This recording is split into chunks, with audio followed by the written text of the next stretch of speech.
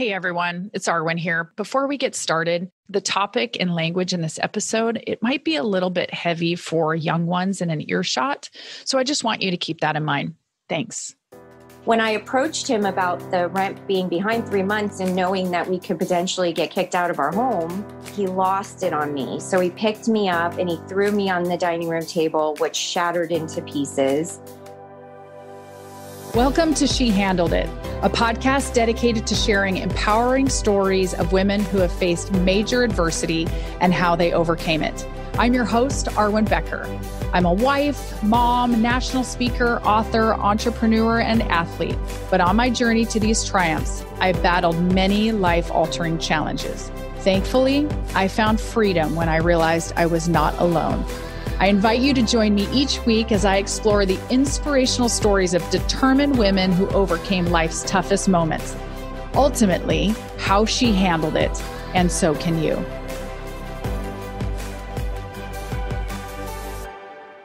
You know, I've been working through a pretty difficult season of life currently, and I have been very mindful of finding ways to take care of myself and really to be able to get some of my time back.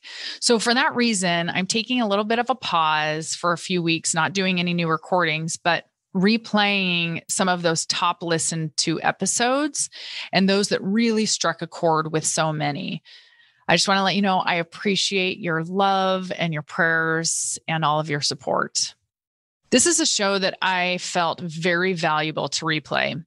Not only is it one of the most listened to shows on the podcast, but this show in particular has set multiple women free from domestic violence. And hearing those powerful stories is the reason why I do this. I am here to help women get set free from bondage, whether it is in their own mind or from those around them. So just another shout out to Jessica Conness for her transparency and her willingness to share herself with all of us. Enjoy the show.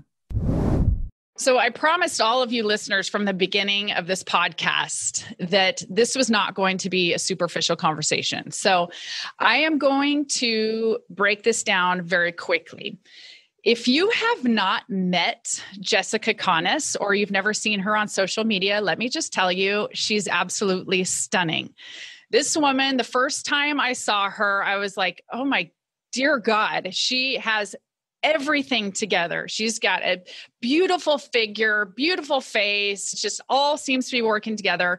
And the reason that she and I actually came to know one another is her husband, Grant, is in the same line of work that both Randy and I are in. He's in retirement planning. They just happen to do it down in the Florida area. And we occasionally, maybe once or twice a year, might get to travel to some of these great, beautiful destinations because we're affiliated with the same company in Kansas. And so I have to admit, she has this whole personality and this beautiful outer look that I actually found pretty intimidating. And I truthfully allowed my preconceived judgments and ideas that I had of her get in the way of me actually getting to know her. And the first number of times that we were on these trips together, I think back and I recognize that I allowed my own personal insecurities that I had about myself color my view of her and make me believe that I knew what kind of person she was just by this exterior view that I saw. Yet through some of our last few trips that we've taken together, I've gotten to know that she's actually this really vibrant personality, somebody who's very self-confident, that truthfully really doesn't care too much about what you think of her, which she said out of her own mouth. I just heard it on Instagram a couple of days ago, which of course to me is such a departure because I care too much oftentimes about what other people think of me. So I admire that in her, but yet she loves her kids, she loves her husband, and she brings this life and this laughter to everybody around her. And that is just something that I really, really love about how richly she lives her life. And it's not rich in this financial sense, and she doesn't take it too seriously. And she makes it all about family. And I'm telling you, if you have not seen her on social media, some of the videos that she posted during quarantine were so damn funny. I'm telling you, you absolutely have to watch some of them. So Jessica Conness, she was born and raised in South Florida. She now lives in East Fort Lauderdale. She's a mother of 4, Kira, Cody, Kylie, and Kinley. And she has been happily married to her husband, Grant, for over 15 years. She enjoys, of course, spending time with her family, as I said, but boating and traveling and just really living her life to the fullest. And when she's not hanging out with her kids or her family, she spends time working on her interior design business, which organically kind of fell into her lap a couple of years ago. And she is so good at it. And she's been experiencing a bunch of success in it today. And she has a very robust social media presence. And as I said, she brings humor and light to all that she does. And Jessica, I'm so excited that you joined me on this show today. Oh, thank you. And thank you for having me. Well, it's my joy. You know, I think back to the time that you and I and our husbands were in Milan. It was about 1.5 years ago. And we just happened to be getting into the same cab, leaving this nightclub. And we got into this cab and you said, oh my gosh, we are absolutely going to make a stop. It was non-negotiable. You already told the cab driver where he was taking us. So we're like, what in the heck is going on? And because you had traveled and modeled throughout your teens and 20s, and I don't know, maybe even beyond that, but you had lived in Milan. So you were like, this is the picture of a lifetime. And we are absolutely going, and I'm going to get you guys a picture that you absolutely have to take. Do you remember that night? Oh, yes, very vividly. And you know what? It is absolutely true. That picture and that night, as you had said, would be one of the best memories captured on film of my life. And there's no question about it. But I think the part that really makes me laugh, it was this beautiful photo. So we were in front of the Duomo, right? Yeah, the Duomo. Yep. Duomo, the cathedral. Oh my gosh, it's so amazing. But the fact that it was 3:30 in the morning, there were almost no people out there, but the lights on the cathedral and it was just stunning. And so my husband and I are locked in an embrace and we're doing the classic cliche. My leg is lifted up, kicked out from behind me and I'm in this dress and you're seeing our shadows in front of this beautiful cathedral. And then my husband starts to lose his balance. And Jessica keeps snapping photos as you see him tilt back. And here I am in my heels and I'm trying to hold him up. And all of a sudden now the weight shifts back over him. And the two of us end up plowing into the concrete. And the whole thing is captured in still photos. It is so hilarious. Got to be one of the best nights of my life. That was so funny. So thank you very much for doing that. Oh, that was amazing. Because you lived there for how long? Well, I would go there for 3 weeks, then I would come home and then I would go back. And it just depended on what season we were in and, where else I needed to travel. But no, the summers, I would spend the whole summers there. And then it was fashion week. I would go and then times in between for just photo shoots and showroom stuff. And how long was your modeling career? How old were you when you started? Well, I started when I was young. So I would say probably 6 or 7. And then it just continued from there. And then when Miami, it shifted to very Latin.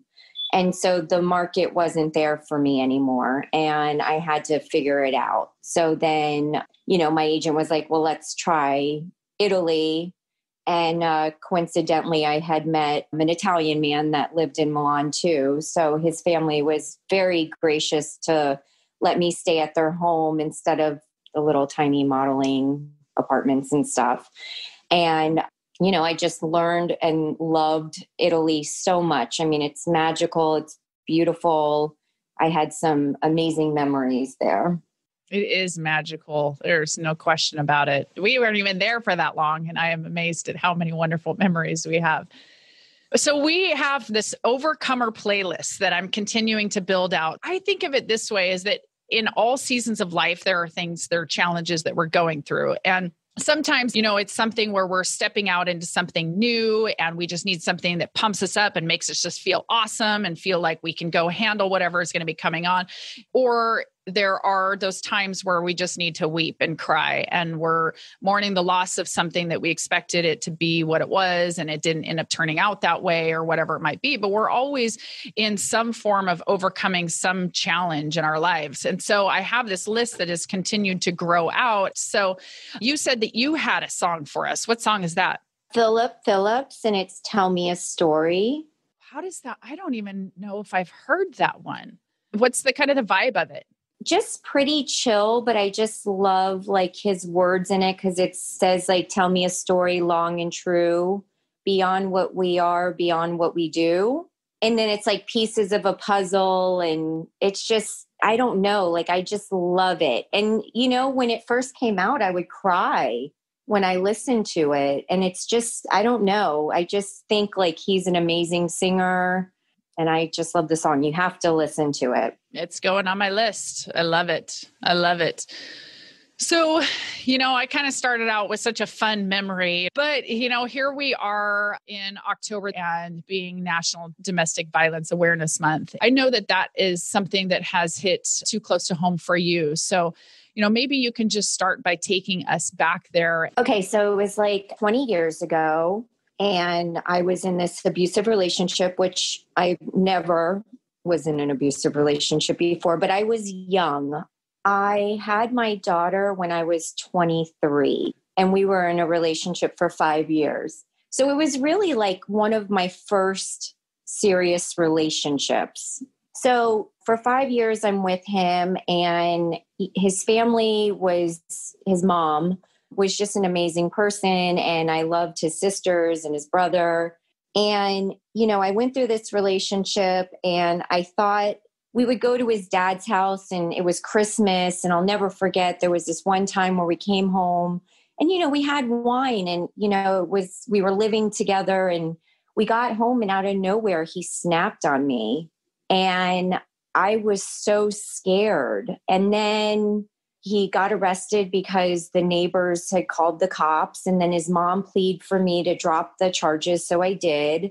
And then I'm going through this awful relationship with him because when times were good, they were good. But with domestic violence, it's a cycle. So you go through the part where they, have their way with you, and then they call it the honeymoon stage. And so then everything's like better again. But what happened was during this time, I was changing from one pill to another, and I became pregnant with my oldest daughter, Kira. And 3 months into my pregnancy, his mom was like, you guys have to get married. And so I thought in my head that every step, I would assume that, if I was pregnant, he wasn't going to do those things to me, but that was not true. And then, I thought, okay, well, if we get married, then you're solidifying your you're together as one. At least that's what I thought. And then that wasn't the case because we got married and it still continued. And then our year anniversary. So I had the baby in March. Our anniversary was in September. I think it was September. And the landlord kept coming to the house and telling me that we did not pay rent. And it was like 3 months behind. And here I have this newborn baby. Was that a surprise to you? Did you think that rent was being paid? I mean, I thought, but I didn't know because I was home with the baby and, I couldn't do my modeling because he was very controlling of that. He did not want me working. Basically, he just wanted to control my every move. So was the abuse physical and verbal? Was it a lot of yelling and that kind of stuff too? Everything. It was like I had both. I had the verbal and the abusive. So that will break you down to nothing. Just nothing. Happened while you were pregnant too? I mean, did it? Oh, yeah. Yeah. He threw me down steps. Oh my God. And I had a belly and everything. Like, it was very scary. So when I approached him about the rent being behind 3 months and knowing that we could potentially get kicked out of our home, he lost it on me. So he picked me up and he threw me on the dining room table, which shattered into pieces. The baby was in the bedroom. So I grabbed the phone, I threw it on the ground, I called 911, and I ran into a room and I closed the door. And the windows were these jealousy windows, so you can't get through them. And I almost like took her rocking chair and threw it through the window just to get us out of there because he was like banging it down. So then I took the dresser and I pushed it in front of the door. And then I heard the cops come in. And I had her in my arms and I was shaking and I was just trying to sing to her because he was saying the worst things ever imaginable. And, they came and they arrested him. Now, this is probably like the 5th or 6th time he had been arrested. For this specific thing? Oh, yeah. Just with me. Just with you. Jeez. Just with me. So then the next day, DCF came. So Child Services.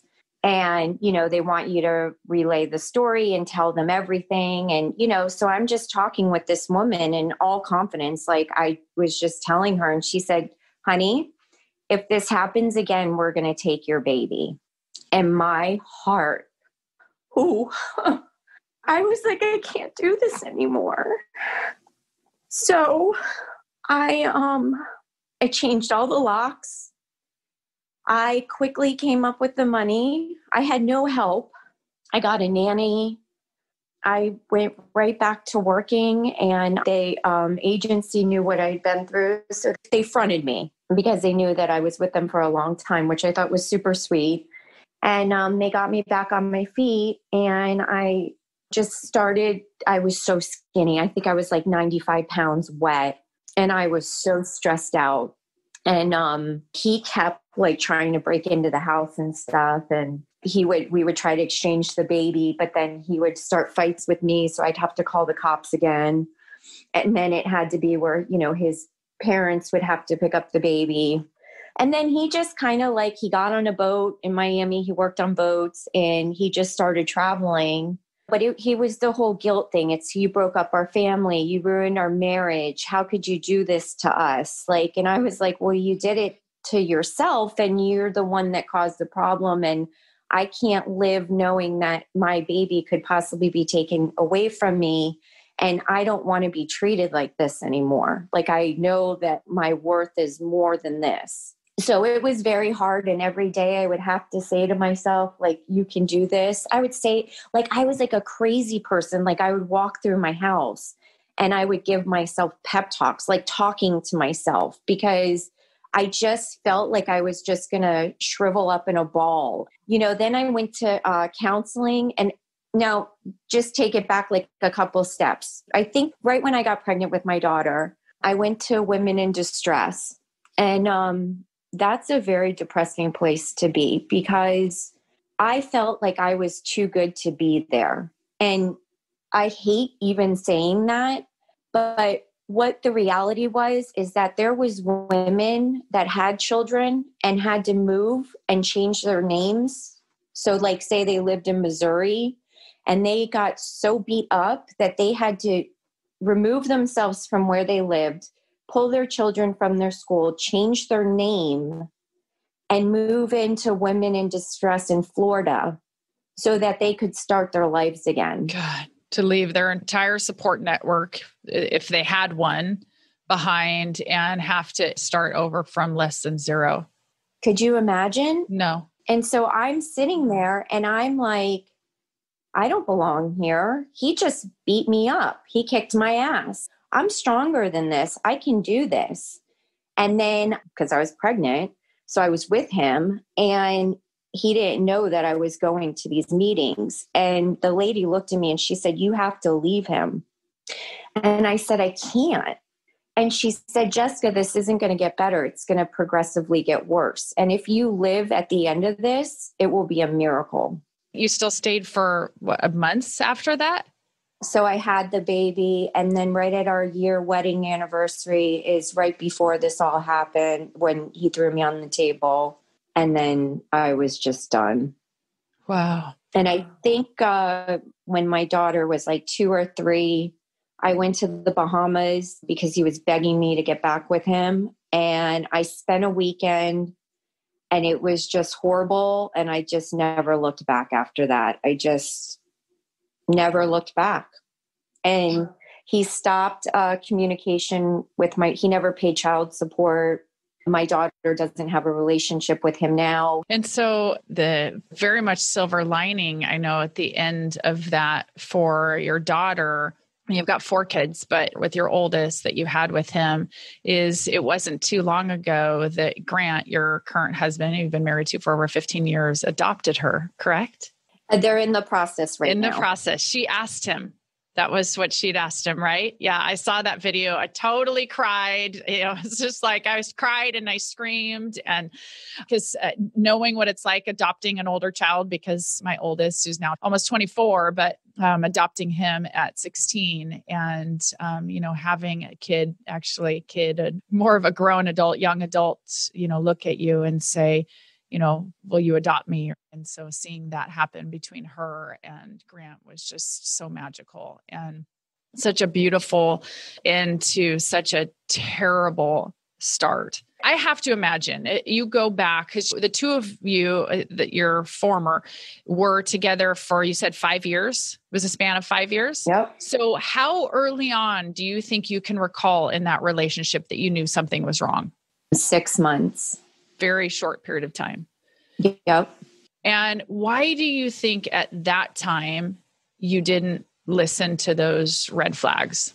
Because I just, like I said, I felt like every step that we took, because he would also make me believe too that he was going to change and that he loved me, when it was that honeymoon stage, and, he would do everything to make me happy. And it was just so confusing and conflicting because he was such a lover, but when he was evil, it was horrible. So he just kept dragging me back in and making me believe, and then I thought after the first time he got arrested that wow, that's huge. How could you want to go back to doing that again to me? I mean, I had these pants on that were stretchy material, and I had burns on the back of my legs because when he ripped my pants off of me, and the back of my legs had burns because of the material. That's how hard he was pulling me. Gosh. And my face and everything. So I just thought I don't know. He kept reeling me back in. And then I had to kick him out of the house, and his mom lived in the same apartment complex as me. So he would hide in the bushes and see me pull up. And then he would jump out of the bushes and he would be like, you have to talk to me. And I'm like, I'm not allowed to. I have a restraining order. We can't have any contact. And then he would just cry and say these things to me, and he would sucker me back in. And then it would be a whole nother cycle again. Right. Until the blow up came again. And I would say it was every 3 to 4 weeks that it would blow up again.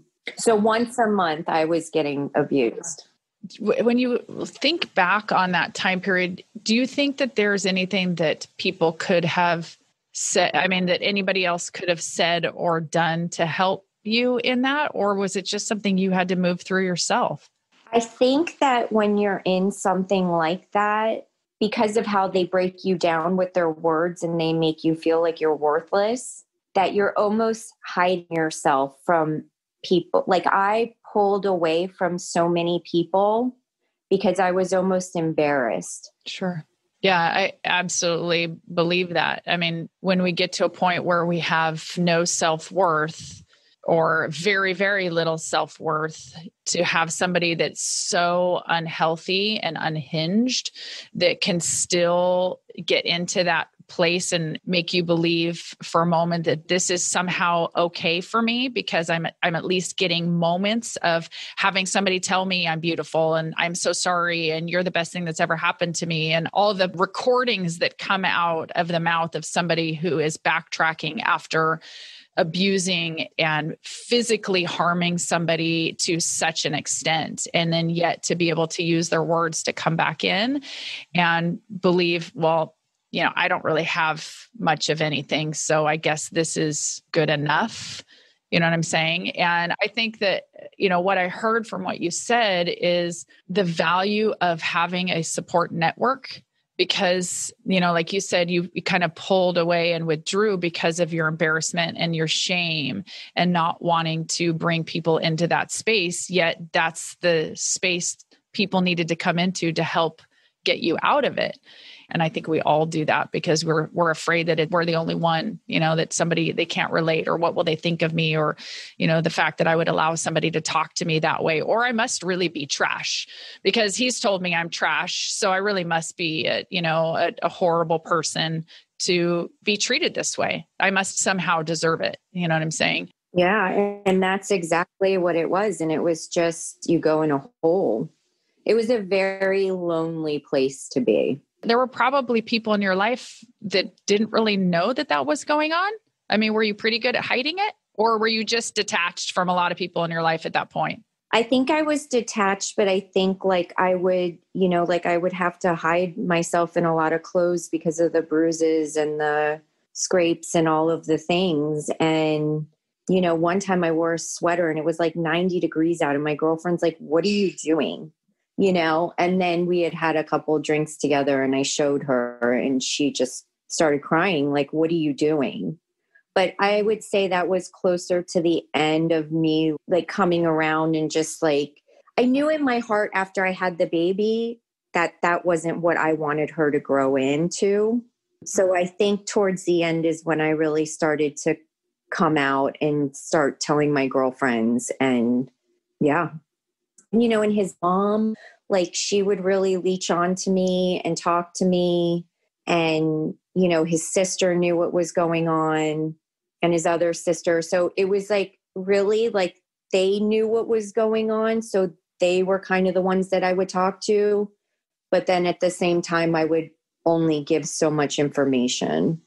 Well, I guess if you were limiting information, I mean, did they think that you should have still been with him? I mean, his mom was like, "Listen, I think you are in love with the person that he's not, and he will never be." And she's like, "I love him. He's my son." But she would tell me, "You can get past this and you need to move on." So when you think back and, all those years, that 5-year journey, I mean, what would you say would be a couple things that you look back and you go, I learned that from that experience? I think it made me more powerful because then I realized there was life after this. And I think my daughter saved me, honestly. Having her, any child, it changes your life, right? But just knowing that was the example I did not want for her. I didn't want her to think that was normal. I think that it breaks you down. Then you go through counseling and then you realize that that's not healthy. And then you rebuild yourself and then you just become a badass bitch. And then, yeah, because after I realized what I was worth and I knew that I wasn't the problem, I was such a bitch. I literally was "You're not worth it to me. I wouldn't date anybody." I was so cold. I wouldn't trust. Trust was a very hard thing after that. And then I think that's when I just came into my own. Then I realized I want to be a happy person. I want to laugh daily. I want to find humor in weird stuff, I want to live life to the fullest. And I did it. And I did it on my own. I got the nanny by myself. I had her full time. She was living with me. So I had the freedom, which was very weird after too. And it was just all these things that over time, I just built myself back up. And it was the most amazing feeling ever. Like when I met my husband, which we grew up together, but when we connected, I bought a 3-bedroom house with a pool by myself. No one helped me. And when we got together and we wanted to move to California, I sold my house and I made money off of it. And I'm like, I did that by myself. No one helped me. So once you get to that level and you know your worth, everything's possible. Everything is possible. It sucked. It was the hardest thing in my life, but it was the most amazing thing. So what did I learn out about it? I learned that I can do it, and I did it, and it felt really good. Yeah.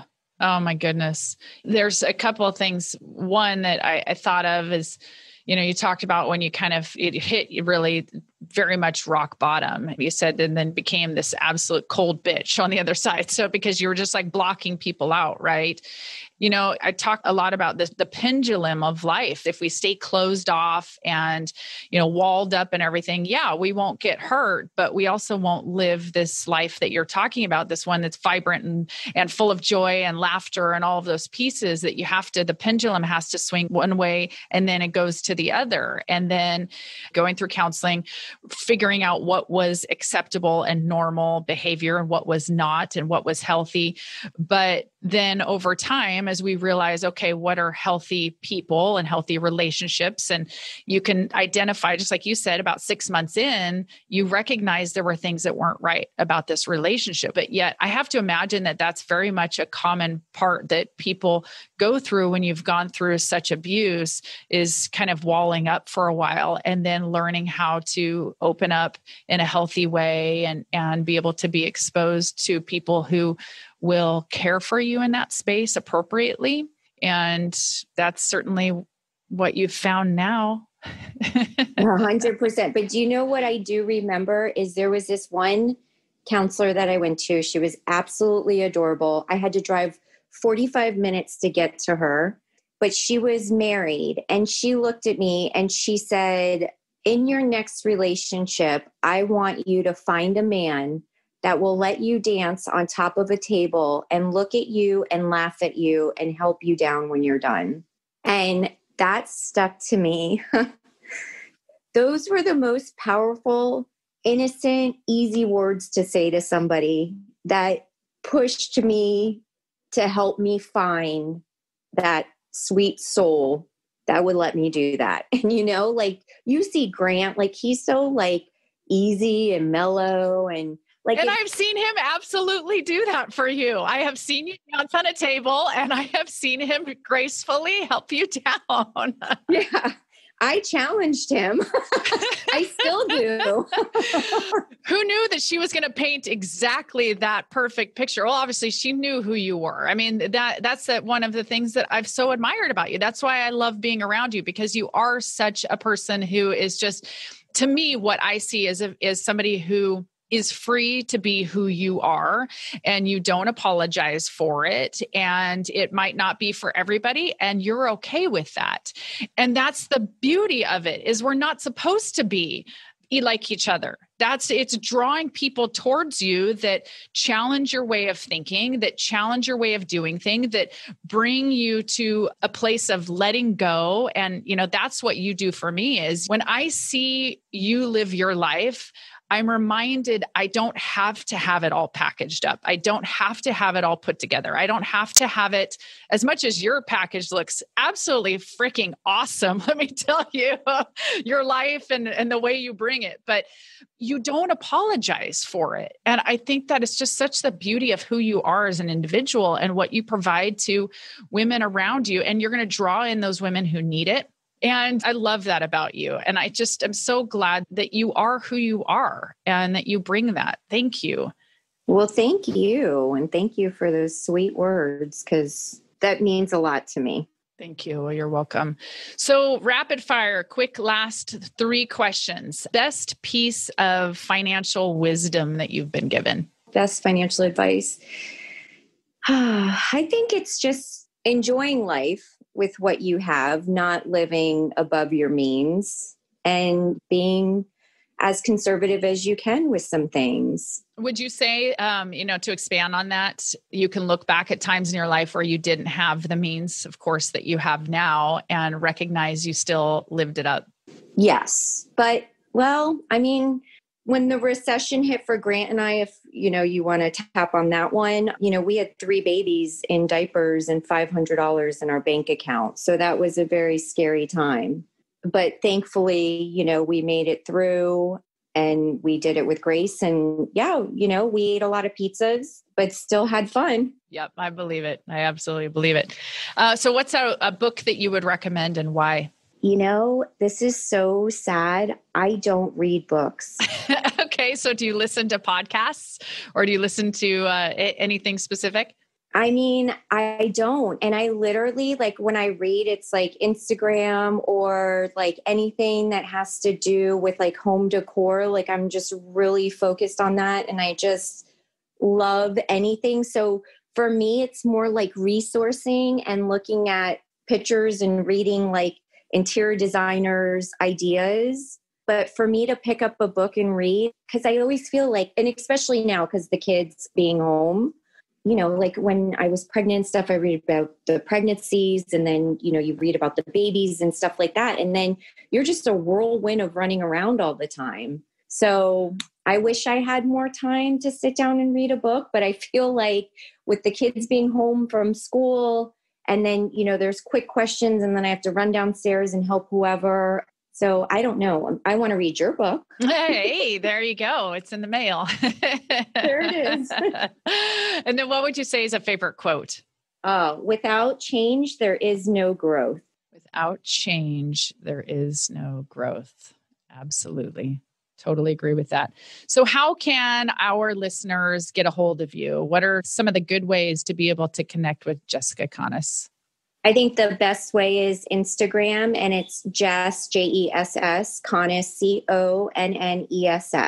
The blog that you have is the blog most specifically on Instagram? Yeah, you can link to it on there, but honestly, I have not had enough time to continue to write on there. And I think that people have enjoyed me more doing the stories on Instagram and, doing it that way. So it's easier for me with the timing of everything. Totally. And it's just fun. Like I love when people ask me questions and stuff, and it makes me laugh, and it's easy and fun and light. Yes, it is. I love your stuff. Honestly, I was just looking through it again yesterday and I found myself multiple times laughing out loud at the picture of you in the pillow dress with the pillow crown and, and some of those postings that you had of like the Groundhog's Day repeat of early COVID and what that looked like every morning. It's so funny. And I'm telling you, any of you out there, go onto her Instagram, follow her. You are going to find yourself at multiple moments where you need something a little bit lighter than certainly the life that we're in right now. But Jessica, that's what you do. You provide the light that you have. It's your God-given light, and you have embraced it. And certainly after coming out of such deep, dark struggle, to recognize how dark it can be, and then really understanding how beautiful your light is, and then not apologize for standing brilliantly in it and sharing that. And so I just thank you so much for your honesty, for your truth, and just for being a light in my world. Thank you so much. Thanks for spending time with me on the She Handled It podcast. If you enjoyed today's episode, please be sure to subscribe so future interviews are automatically downloaded directly to your device. And if you want access to the show notes, including links to all the resources mentioned, visit lifewitharwin.com/podcast. Thanks again for joining me. Now charge forth, because if she handled it, so can you.